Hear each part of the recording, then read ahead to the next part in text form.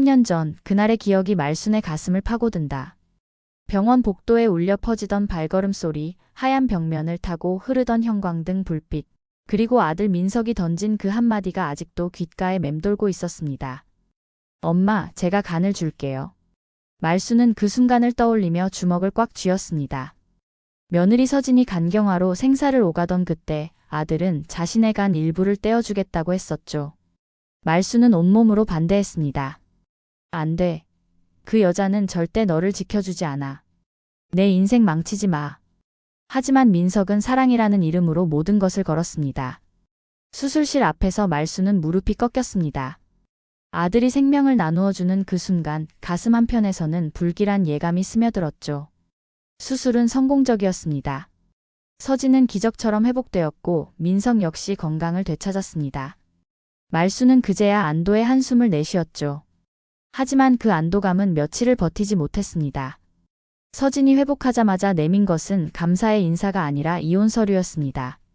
차가운 종이 위에 적힌 글자들이 말순의 눈앞에서 춤을 췄습니다. 이제 우리는 맞지 않는 것 같아요. 서로 다른 길을 가는 게 좋을 것 같습니다. 서진의 목소리는 담담했습니다. 생명을 구해준 남편에게 고마움 대신 결별을 선물하는 여자의 목소리치고는 너무나 평온했죠. 그날 이후 연락은 완전히 끊어졌습니다. 민석은 며칠 동안 멍하니 앉아 있었습니다. 자신의 간으로 살려낸 아내가 그 생명으로 자신을 버렸다는 사실을 받아들일 수 없었죠. 말순은 아들 곁에서 지켜보며 가슴이 미어졌습니다. 엄마가 그렇게 말했잖아. 그 여자 믿으면 안 된다고. 말순의 말에 민석은 고개를 돌렸습니다. 아들의 눈빛에서 원망이 번져나왔죠. 엄마가 그렇게 반대해서 서진이가 더 마음을 닫은 거 아닌가요? 엄마가 보낸 그 문자 때문에. 그 순간 말순은 알 수 없는 문자 이야기를 들었습니다. 서진이 민석에게 보여줬다는 시어머니가 며느리의 죽음을 바라는 내용의 악독한 문자 말이었죠. 말순은 그런 문자를 보낸 적이 없었습니다. 하지만 민석은 믿지 않았습니다. 어머니보다 아내를 택했던 자신을 자책하며 동시에 어머니를 원망했죠. 그날부터 모자 관계에 금이 갔습니다. 깊고 깊은 상처가 되어 10년을 견뎌온 금이었습니다. 10년이 흘렀습니다. 말순은 혼자가 되어버린 집에서 하루하루를 견뎌내고 있었죠. 민석은 새로운 사람을 만나 재혼했고 새로운 아이도 생겼습니다. 하지만 여전히 어머니와는 어색한 거리를 두고 있었어요. 그런 어느 날 오후 현관문을 두드리는 소리가 들렸습니다. 말순이 문을 열자 그곳에는 초췌한 모습의 한 여자가 서 있었죠. 한눈에 알아볼 수 있었습니다. 10년 전 그 며느리 서진이었어요. 어머님. 서진의 목소리는 떨리고 있었습니다. 한때 곱던 얼굴은 파리했고 눈가에는 다크서클이 짙게 자리 잡고 있었죠. 명품 옷 대신 낡은 코트를 걸치고 있는 모습이 과거의 화려함과는 너무나 대조적이었습니다. 뭐 하러 왔어? 말순의 목소리는 차갑게 식어 있었습니다. 10년 동안 쌓인 분노와 원망이 한순간에 목구멍까지 차올랐죠. 민석 씨를 만나야 해요. 준서가 아파요. 서진은 무릎을 꿇었습니다. 한때 자신을 무시하던 며느리가 바닥에 무릎을 꿇는 모습을 보며 말순은 복잡한 감정에 휩싸였어요. 준서가 간에 이상이 생겼어요. 유전성 간질환이래요. 의사 선생님이 그러는데 희귀성이라 제 간을 이식해준 민석 씨가 아니면 그 사람 간 조직 말고는 안 맞는다고 해요. 서진의 설명을 들으며 말순은 순간적으로 얼어붙었습니다. 손주의 생명이 위험하다는 말에 가슴이 철렁 내려앉았죠. 하지만 곧 이상함을 느꼈습니다. 10년 전 간이식 수술 후 민석의 간은 정상으로 회복되었습니다. 유전성 질환이라면 애초에 민석 자신에게 문제가 있어야 하는데 그런 진단을 받은 적이 없었어요. 게다가 간이식으로 인한 유전적 연관성도 의학적으로 설명이 안 되는 부분이 많았죠. 말순은 서진을 찬찬히 들여다봤습니다. 눈물을 흘리며 애원하는 모습이지만 어딘가 어색한 구석이 있었어요. 마치 연기를 하는 것 같은 느낌이었죠. 준서가 정말 민석이 아들이야? 말순이 조용히 던진 질문에 서진은 잠시 당황하는 기색을 보였습니다. 하지만 곧 더 큰 울음을 터뜨렸어요. 어머님, 이런 상황에서 그런 말씀을 하시면 어떻게 해요? 준서는 분명히 민석 씨 아들이에요. 그때 임신해서 낳은. 서진의 말을 들으며 말순의 직감이 더욱 날카로워졌습니다. 뭔가 거짓말이 섞여 있다는 확신이 들었죠. 특히 아이의 나이를 계산해 보니 더욱 의심스러웠습니다. 일단 들어와. 말수는 서진을 집 안으로 들였습니다. 진실을 파헤치기 위해서는 더 많은 정보가 필요했어요. 서진은 거실 소파에 앉아 계속해서 눈물을 흘렸습니다. 정말 어쩔 줄 모르겠어요. 민석 씨만이 준서를 살릴 수 있는데 연락처도 모르고 어머님밖에 없어요. 말수는 서진의 말을 들으며 속으로 계산했습니다. 10년 전 이혼한 뒤 서진은 어떻게 살았을까? 아이는 정말 누구의 자식일까? 그리고 지금 이 상황이 정말 진실일까? 서진이 돌아간 후 말수는 잠들 수 없었습니다. 뭔가 석연치 않은 부분들이 머릿속을 맴돌았죠. 다음 날 아침 말수는 결심했습니다. 직접 진실을 확인해 보기로 한 거예요. 먼저 병원에 전화를 걸었습니다. 준서가 입원해 있다는 대학병원 소아과로 연결해 달라고 했죠. 안녕하세요. 한준서라는 아이의 보호자 확인을 부탁드리고 싶은데요. 죄송하지만 개인정보라서. 제가 할머니입니다. 아이 아버지가 제 아들이라고 해서 확인차 연락드렸어요. 간호사는 잠시 망설이다가 기본적인 정보만 알려줬습니다. 현재 등록된 보호자는 강도연 씨입니다. 어머님께서 말씀하신 분과는 다른 것 같은데요. 강도현. 말수는 그 이름을 종이에 적었습니다. 민석이 아닌 다른 사람이 아버지라는 뜻이었죠. 이번에는 구청에 전화했습니다. 출생신고 기록을 확인하고 싶다고 했어요. 여러 번의 부서 이동 끝에 담당자와 통화할 수 있었습니다. 한준서, 현재 9세. 네, 확인됩니다. 친부는 강도연으로 등록되어 있습니다. 말순의 추측이 맞았습니다. 준서는 민석의 친자가 아니었어요. 서진이 완전히 거짓말을 한 거였죠. 말수는 더 깊이 파고들었습니다. 인터넷으로 강도연이라는 이름을 검색해 봤어요. 몇 개의 기사가 검색되었습니다. 놀랍게도 강도연은 중견건설회사 사장의 아들이었어요. 그리고 서진과 결혼했다가 최근에 이혼한 것으로 나와 있었습니다. 기사를 자세히 읽어보니 더욱 충격적인 내용이 있었습니다. 서진이 강도연과 결혼할 때 이미 아이가 있었다는 것, 그리고 그 아이를 강도연의 친자로 입양시켰다는 것이었죠. 그럼 준서의 진짜 아버지는 누구지? 말수는 더 깊이 조사했습니다. 준서의 출생일을 역산해보니 서진이 민석과 이혼하고 나서 태어난 아이였어요. 하지만 임신 시기를 따져보면 이혼 직전이었죠. 그때 말수는 10년 전의 기억을 떠올렸습니다. 서진이 이혼을 결심하게 된 계기로 민석에게 보여줬다는 문자 메시지 말이에요. 시어머니가 며느리의 죽음을 바라는 악독한 내용의 문자였다고 했었죠. 말수는 자신의 휴대폰을 확인했습니다. 10년 전 문자 기록들이 아직 남아 있었어요. 서진에게 보낸 문자는 단 한 통도 없었습니다. 오히려 서진의 회복을 기원하는 내용만 있었죠. 그럼 그 문자는? 말수는 모든 것을 정리했습니다. 서진이 보여준 악독한 문자는 조작된 것이었어요.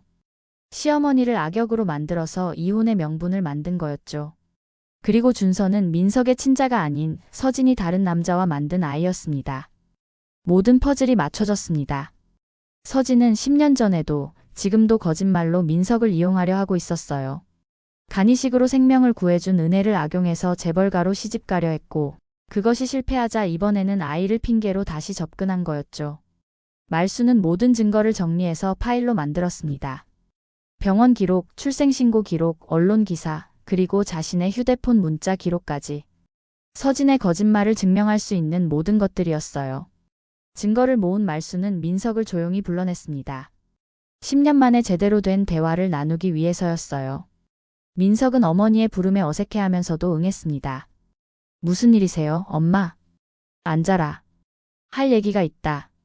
말수는 차를 우려내며 천천히 말을 꺼냈습니다. 서진이가 왔다 갔다. 민석의 얼굴이 굳어졌습니다. 뭐라고 했나요? 준서가 아프다면서 내간이 필요하다고 하더라. 민석은 잠시 침묵했습니다. 복잡한 감정이 얼굴에 스쳐 지나갔죠. 그래서 뭐라고 하셨어요? 그 전에 내게 물어볼 게 있다. 말수는 준비해둔 자료들을 민석 앞에 펼쳤습니다. 10년 전 서진이가 보여준 문자 기억하지? 엄마가 서진이 죽었으면 좋겠다는 내용의 문자 말이야. 민석의 얼굴이 어두워졌습니다. 그 문자 때문에 어머니를 오해했던 자신을 떠올렸기 때문이었죠.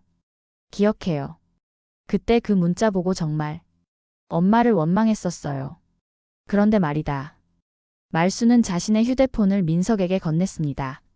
엄마 휴대폰에는 서진이에게 보낸 문자가 단 한 통도 없다.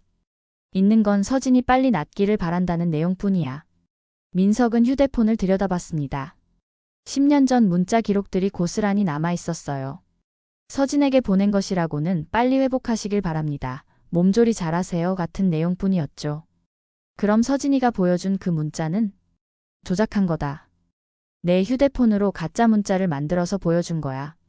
민석의 얼굴이 창백해졌습니다. 10년 동안 어머니를 오해했던 자신이 한심하게 느껴졌어요.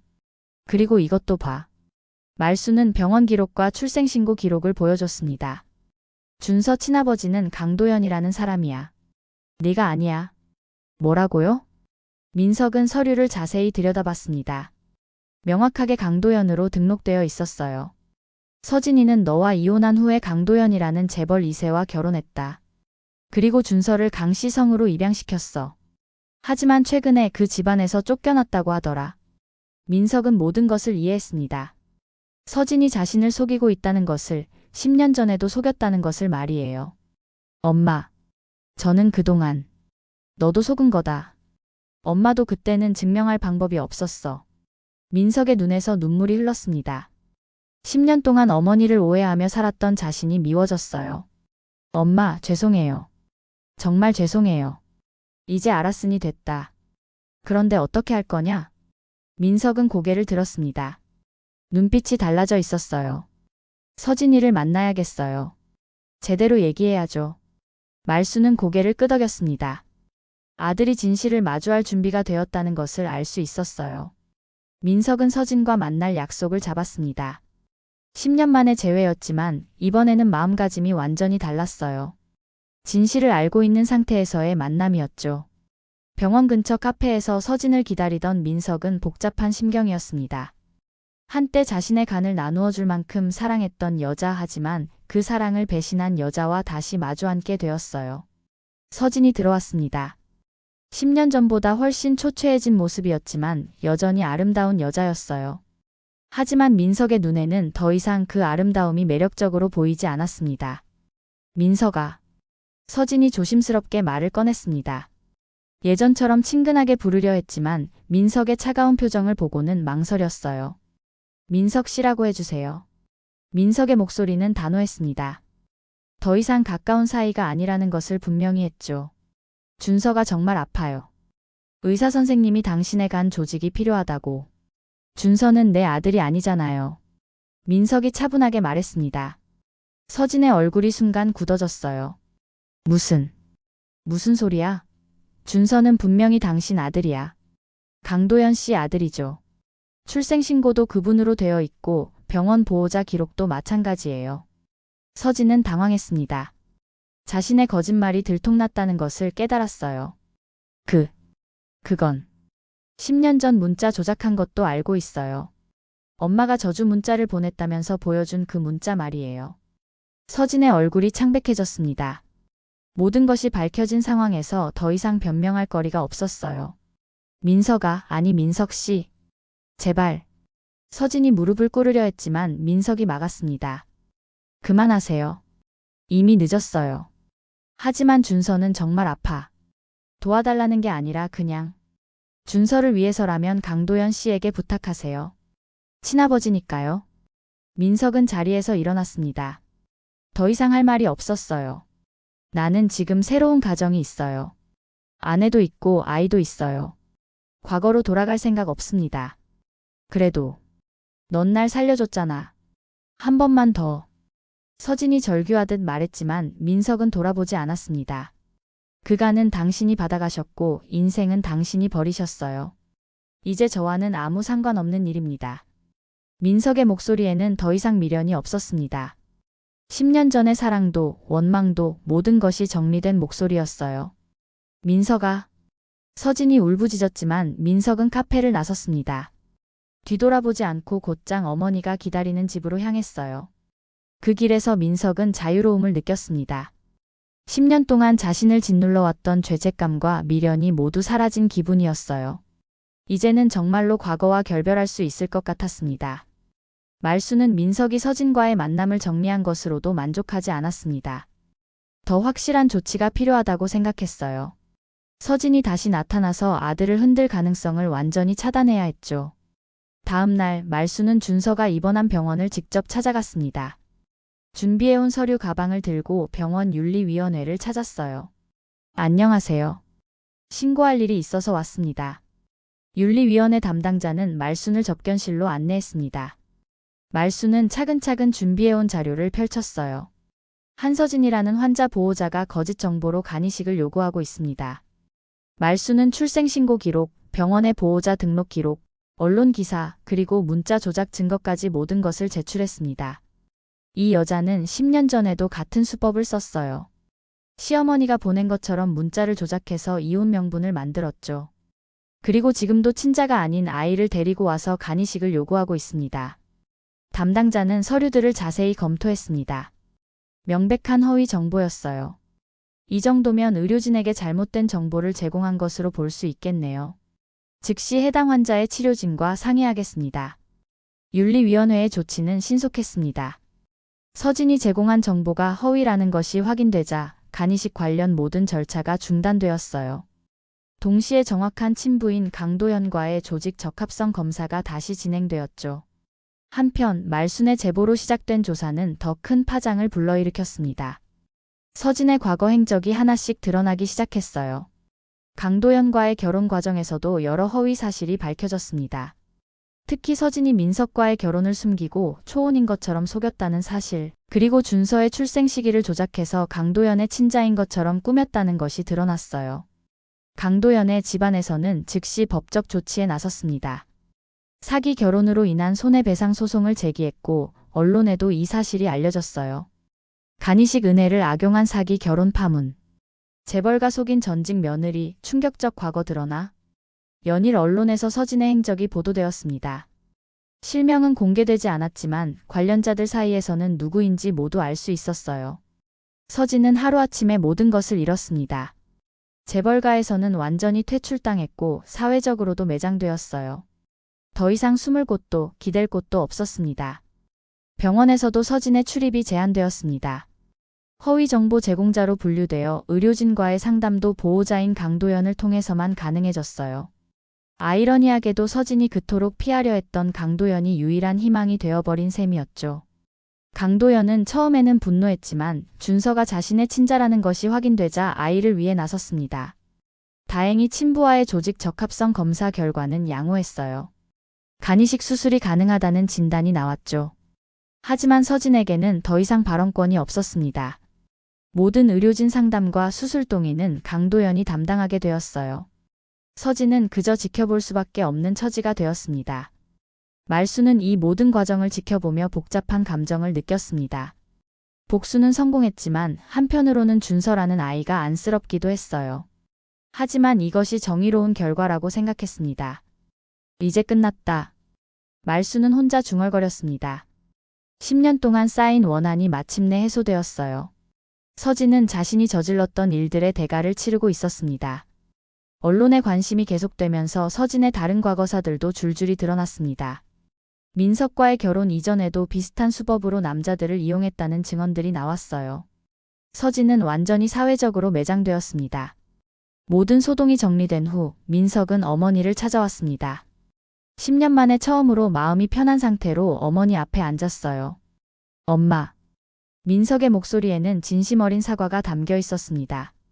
그때 엄마 말을 들었어야 했어요. 엄마가 그렇게 반대하셨는데. 말수는 아들의 손을 잡았습니다. 거칠어진 아들의 손이 10년의 세월을 말해주고 있었어요. 이제라도 깨달았으면 됐다. 엄마는 그걸로 충분하다. 하지만 엄마를 10년 동안 오해하고 그것도 엄마가 제대로 증명 못한 탓이기도 하다. 그때는 방법이 없었어. 민석은 눈물을 흘렸습니다. 어머니의 너그러운 마음이 자신을 더욱 부끄럽게 만들었어요. 엄마, 다시 시작할 수 있을까요? 우리. 물론이지. 엄마는 언제나 내 편이었다. 그날 저녁 10년 만에 모자가 함께 밥상을 마주했습니다. 말순이 정성스럽게 차린 밥상 앞에서 민석은 어린아이처럼 맛있게 먹었어요. 엄마 손맛 정말 그리웠어요. 앞으로는 자주 와라. 며느리하고 손주도 데리고. 민석은 고개를 끄덕였습니다.